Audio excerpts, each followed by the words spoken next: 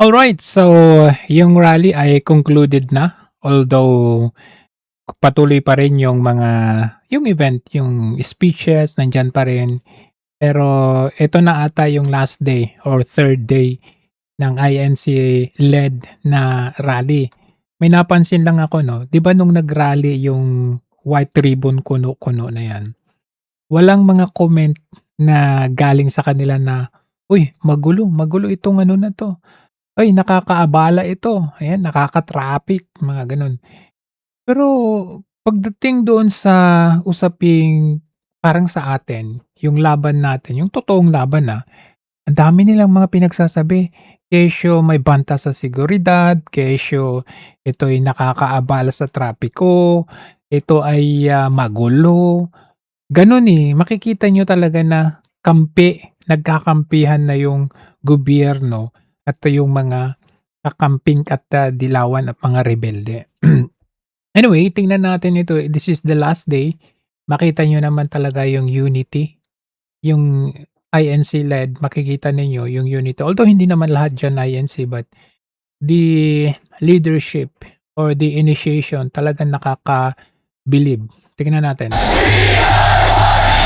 We are one!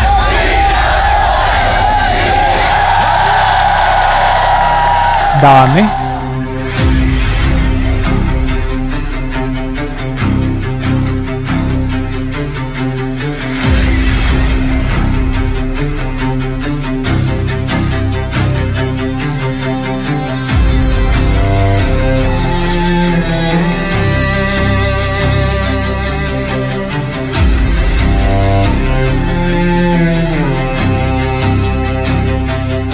Hmm.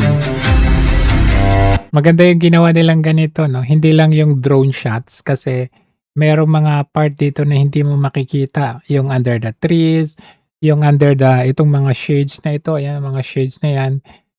Kasi 'pag dinrone shot mo tapos hindi mo rin puntahan ng ganito, yung ganito, sabi nila, "Uy, ang unti."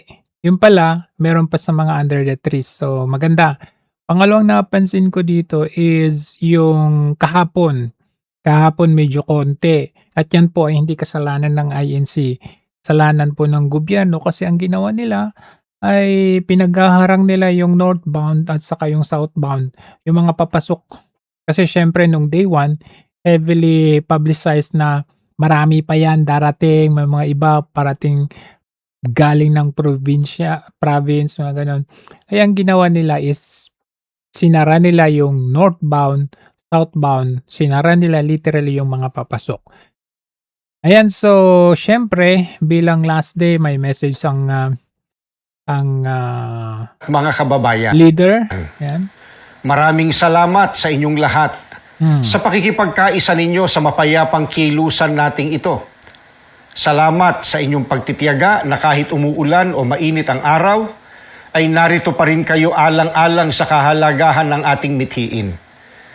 Pinasasalamatan din natin ang mga naging panauhing tagapagsalita, ang mga pulis na nagbigay seguridad, at ang mga opisyal na nagbigay pahintulot sa atin na makapagtipon dito.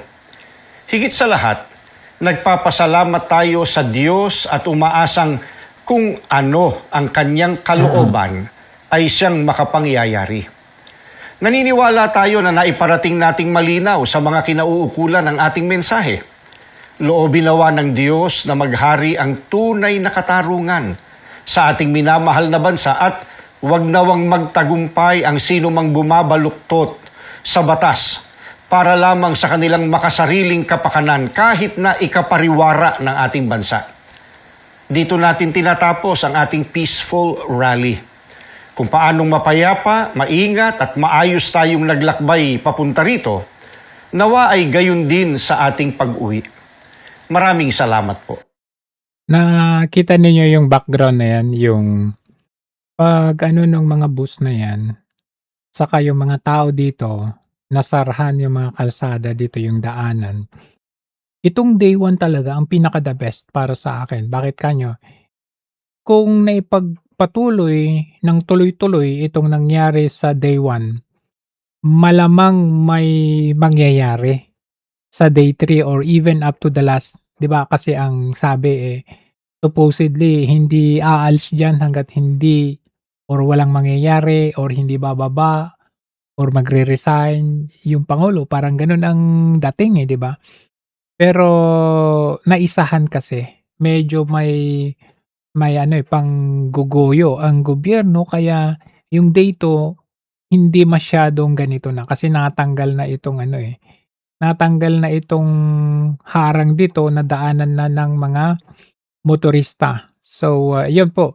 Bagamat, ang sabi po ng pamunuan ni Zabala na naiparating ang mensahe which is totoo nga naman naiparating ang mensahe, kaso nga lang yung tipong tao na kausap mo na narinig naman niya pero lumabas sa kabilang tenga.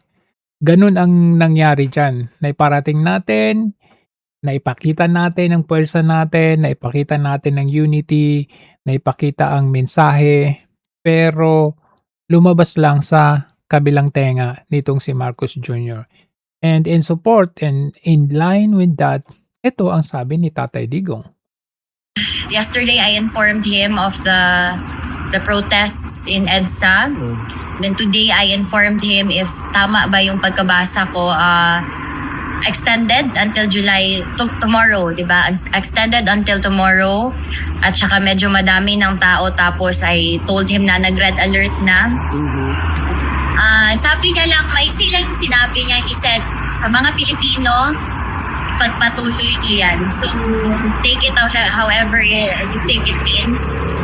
Yun yung sinabi ni PRRD. Kasi sa abuso nila sa atin, no, darating yung panahon na mapupuno talaga yung Pilipino. So, ipagpatuloy nyo yan. Yan yung sabi ni PRD. Okay, so ang mensahe, pagpatuloy in support with that rally, INC-led, yun lang ang problema diyan ay kung makikinig ang gobyerno, which I really doubt na makikinig dahil ang adik sobrang kapal, ang kapal ng mukha ng isang adik at hindi talaga nakikinig kapag adik ang isang tao.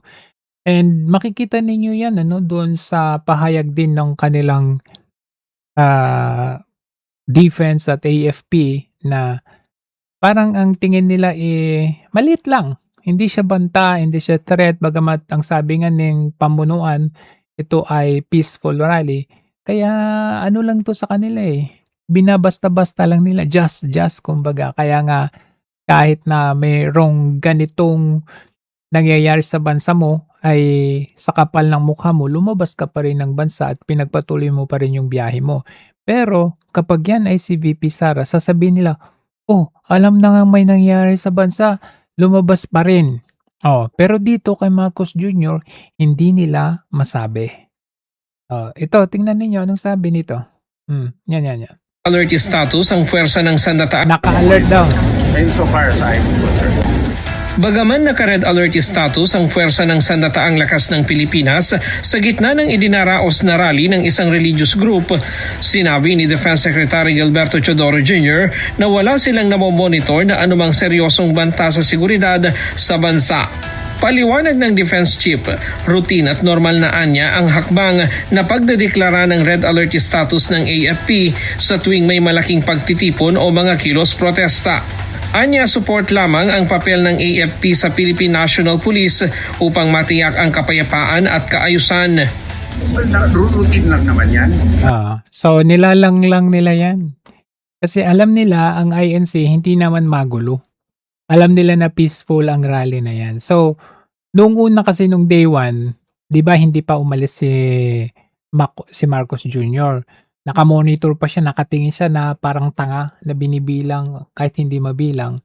Tinitignan niya kasi alarm siya, naalarma siya nung una kasi na-surprise nga Nakita niya kung paano sinarhan or binarado yung kalsada diyan sa EDSA. Kaya natakot siya, naalarma siya. Pero nung nakita niya at alam naman niya sa sarili niya na peaceful naman talaga ang INC rally even in the past, ayun na. Minamaliit lang nila yung rally na yan. Kumbaga nakita niyo yung reaction niya.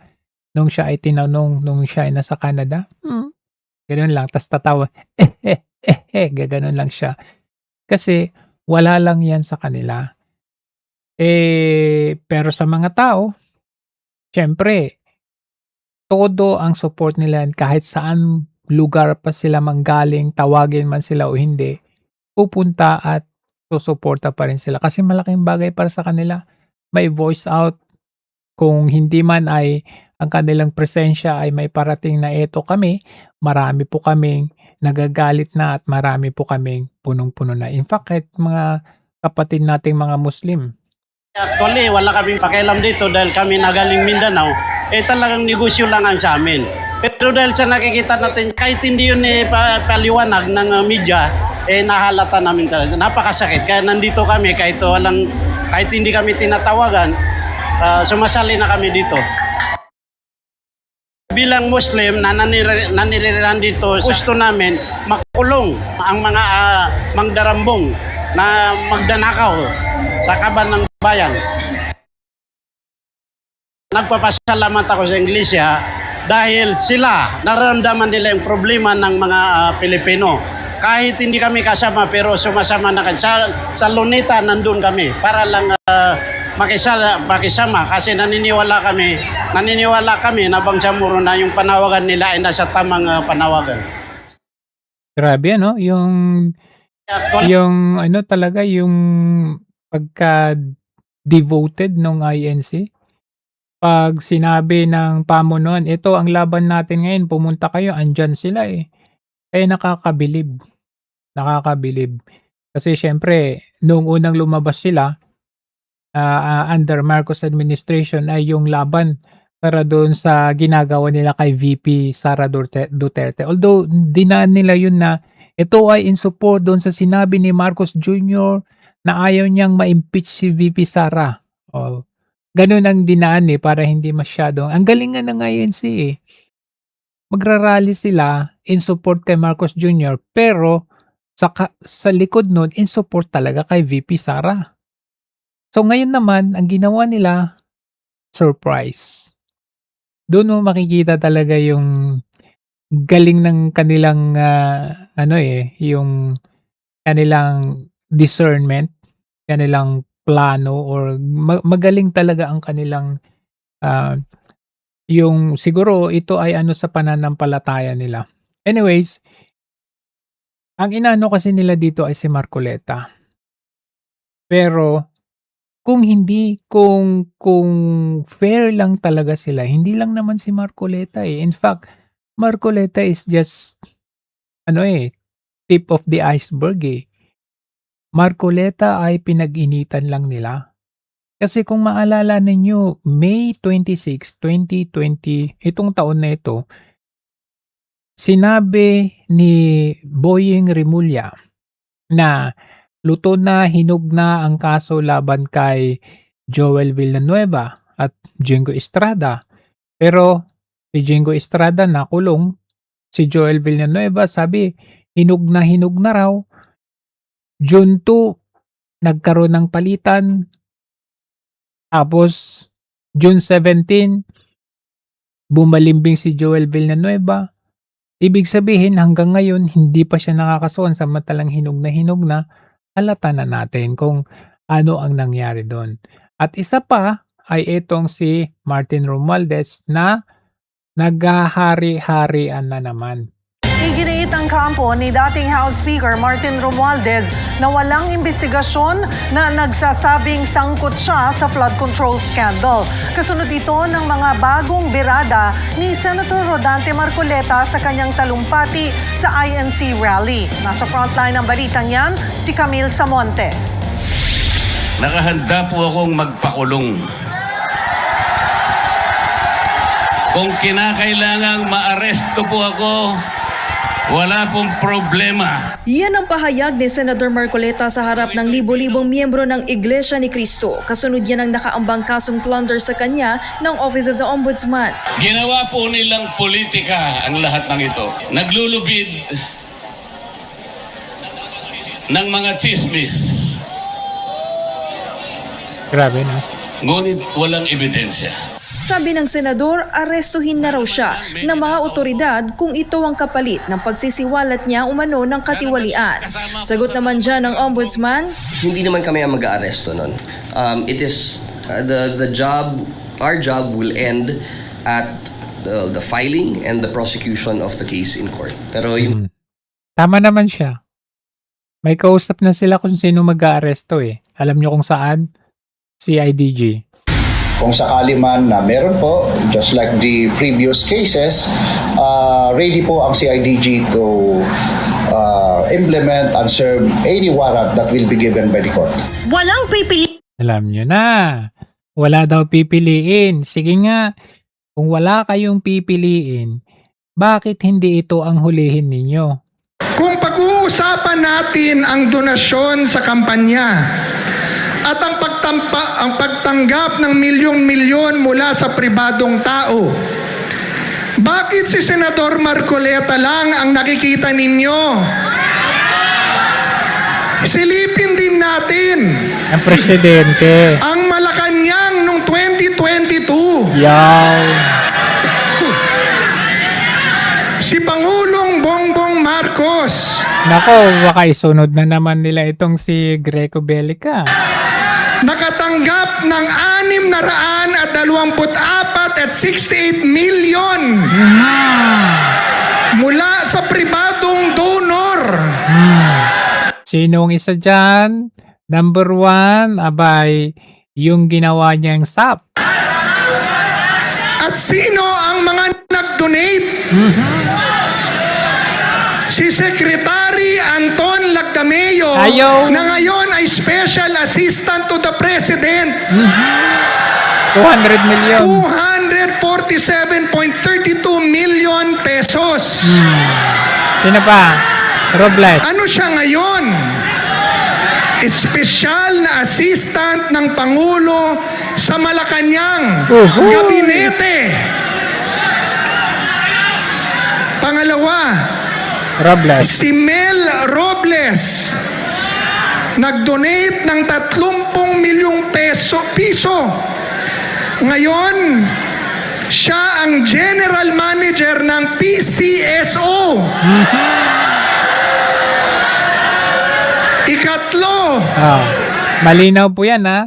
Si Tio Laurel. si Secretary Francisco Chu Laurel Jr. Nag-donate ng 30 milyong piso sa partido. Ano siya ngayon? Kalihim ng Department of Agriculture. Kung wala kayong pinipili, yan dapat ang inyong huhulihin. Ha? CIDG ha? Malinaw ha? Kasi sabi nyo, kahit sino man yan, hindi at wala kayong pipiliin. Pero ang ginawa ninyo, single out ninyo si Marcoleta. Anyway, tingnan nga natin kung ano na yung update at pangyayari dito sa sa third day. Na dili siya selective justice. But in the case of Senator Rodante Marcoleta, Ito pala ay sa Davao. mas Davao City. masamot sa Angulo. Siya man itong nanguna na mangimpista. Sa Davao City, meron din pala kinakasa. Anyway, ayun na. Tingnan natin. Ito. Tama itong sinabi ni Attorney JV Hinlo na yung rally talaga. Ako ay talagang thankful ako doon sa nangyari. Day 1, day 2, day 3, sobrang napabilib ako kung paano nila ginawa. Day 1, surprise. Nung day 2, nung nakita nilang pinigil, sinupil, sinara ang north at southbound, nag-relocate sa Liwasang Bonifacio wherein hindi na kailangan ng permit. At dahil hindi na kailangan ng permit, nag-relocate doon, dumami ulit. Walang magagawa ang gobyerno kasi Freedom Park po yon. So kahit sino pwede. Ngayon lang, ang problema natin dyan, kung ito po ay mananatiling peaceful na rally, ang ending nito wala talagang mangyayari. Kumbaga mag-iingay tayo, makakarating yung mensahe, in fact, to the point na makakarating internationally, pero hanggang dun lang. Kaya agree ako dito sa sinasabi ni Attorney JV Hinlo. Titipon dyan sa Liwasang Bonifacio. Binigla tayo ng INC, lumabas ito sa kanyang comfort zone at hindi lang isang malakihang rally but sila'y nanguna sa isang rally doon sa EDSA kung sa Ayun, yung sinabi niyang lumabas sa comfort zone. Yun yung ginawa nilang pagbara gamit yung bus. Comfort zone yun. Ay, lumabas sa comfort zone kasi normally peaceful ang rally nila. Pero this time, isinara ang EDSA. saan nag-cause ito ng malakihang traffic na hindi makadaan ang mga sasakyan. Sa tingin ng iba na inconvenience sila, ito'y pagpapakita ng pagkakaisa ng INC kasama rin sa mga ibang grupo na nagkokondena sa patuloy na perception ng katiwalian at kawalan ng hustisya sa ating bayan. Opo. At ito bang mga nagaganap, attorney, may epekto pa rin ho ba sa mata ng gobyerno o mas epekto Yan ang tanong, may epekto ba sa mata ng gobyerno? po ito na marami pa po mga kababayan o publiko na makiisa at ma-aware hinggil sa mga issue po sa ating bansa? Sa personal kong opinion, wala pong epekto ito Agree ako dyan. Walang epekto. sa desisyon ng administrasyon. Yun nga yung nakakabahala, parang wala lang sa kanila, no? Wala lang. At sa tingin ko, kung merong mga panawagan na pa-resign si Pangulong Marcos, hindi magre-resign si Pangulong Marcos dahil sa mga mapayapang rally. Yon. Yan ang isang factor. Ngayon, syempre, hindi masabi-sabi ni Attorney Hinlo na dapat hindi mapayapa. Dapat ito ay medyo marahas. Actually, yung day 1, yung pagsara mo pa lang dun sa EDSA, good start yun eh. Kaya lang, syempre kasi nung EDSA 1, di ba? Iba kasi yung pangyayari doon kasi with the support of militar. Actually, initially, ang support ng militar kay McCoy. Pero later on, naawa siguro yung mga sundalo, tumali na sila kila Enrile, kay Gringo Unasan, kay Fidel Ramos, and the rest at sumali na sa taong bayan. Ganun ang nangyari. So, pag wala na sa kontrol ng leader ang mga sundalo at kapulisan, powerless na talaga ang gobyerno. So, yun ang problema natin. Kaya lang, dito sa mga ibang mga pangyayari sa ibang bansa, like for example, sa nangyari sa 4 na bansa, like itong sa Nepal, nito lamang 2025, natapol daw nila ang kanilang prime minister. Maraming tao. At ano nangyari dyan? Magulo. May mga molotov, may mga sunog, nanununog, arson. Talagang ang daming taong sumugod mismo sa palasyo ng kanilang prime minister. Nangyari yan sa Nepal. So napalitan. Force the prime minister para mag-resign. No, ito lang, nung last year sa Madagascar naman, ganun din. Ang daming organized youth groups, mga Gen Z din na mga to. Dahil sa failure ng kanilang president, ayun, ang nangyari, yung presidente tumakbo, napalitan ulit. Sa Bangladesh naman, 2024 nangyari, student din ang nag-demonstrate, gano'n din ang nangyari. Yung prime minister nila ay tumakbo ng bansa nila, ibig sabihin marahas. Kailangan marahas ang gawin dito. Sa Sri Lanka noong 2022 gano'n din ang nangyari. Grabe, catastrophic din ang nangyari doon. So ayan, na yung president nila ay was forced to flee and resign. At kung pupunta pa tayo sa mga old na mga pangyayari nung 2010, 2011, ayan, sa Tunisia, ganun din ang nangyari. Sa Egypt, ganun din ang nangyari. Sa Libya, ganun din ang nangyari. Sa Yemen, ganun din ang nangyari. So, ang point dito ni Attorney J.V. Hinlo ay hanggat peaceful ang nangyayari na rally, wala talaga mangyayari kasi lalabas lang sa kabilang tenga, lalong-lalo na kung ang presidente ay makapalang mukha.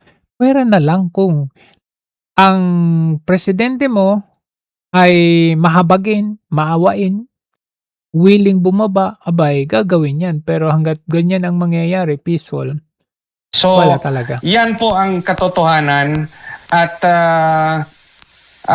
sa tingin natin, no, kahit gaano pa katagal ang isang mapayapang rally, walang mangyayari. Totoo yan. Kahit gaano katagal. Maalala ninyo yung ginawa ng KOJC? I think that was 9 days, di ba? Wala ding nangyari. Kahit matagal pa yan. Kahit INC pa ang magli-lead niyan. Kahit matagal, kahit buong taon. So anong magiging silbi po nitong mga rally o pagtitipon na tulad po ng ganito, attorney? So, ang sagot niya dito is, paiwas din safe. Pa-safety ang kanyang sagot dito, pero ang tinutumbok nito is kailangan maging marahas. Ito'y dapat magbukas sa ating isipan na within the constitutional process, yung pagpapalit ng liderato ay sa pamamagitan ng eleksyon. Isa lang yun.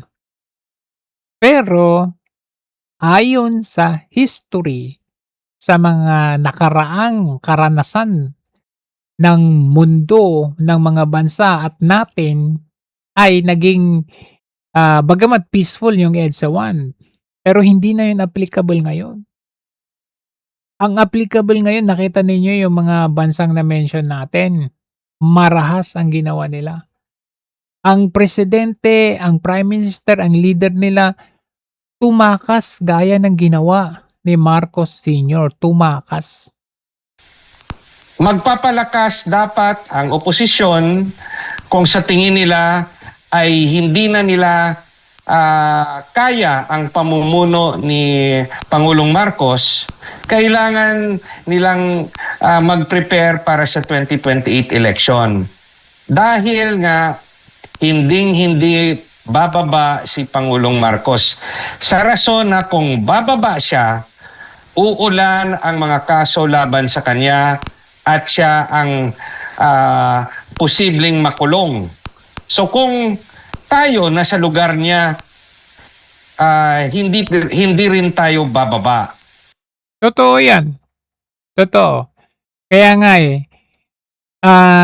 ang pinaka last na resort natin, at ang pinaka effective na way, pamamaraan para mapalitan si Marcos Jr. talaga, hanggat hindi natin kayang maging marahas na mag-rally, yung sapilitin na sugurin ang Malacanang, election na lang talaga ang makakapagpalit sa kanya. So, there is no other way for us than to wait for 2028. Pero, syempre, ang 2028, next year, sabi ko nga, filing of candidacy na. And then next year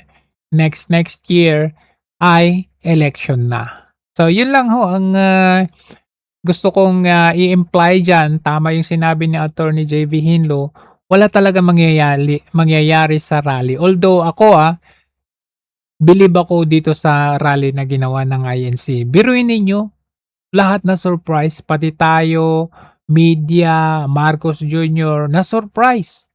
mga kapulisan na surprise, bigla na lang silang nandyan. Without even yung bang, "Uy, tara mag-rally tayo." Yung parang i-advertise mo na, "Uy, may rally na mangyayari sa ganitong date." Kaya napaghahandaan. Alam kasi nila na 'pag sinabi mo na may rally tayo in a week, paghahandaan po nila 'yan, eh. So, bagamat nakakabilib ang nangyari at ginawa ng INC leading this rally, talaga nga naman talagang walang mangyayari hangga't hindi marahas ang rally, hangga't hindi darating ang susunod na eleksyon.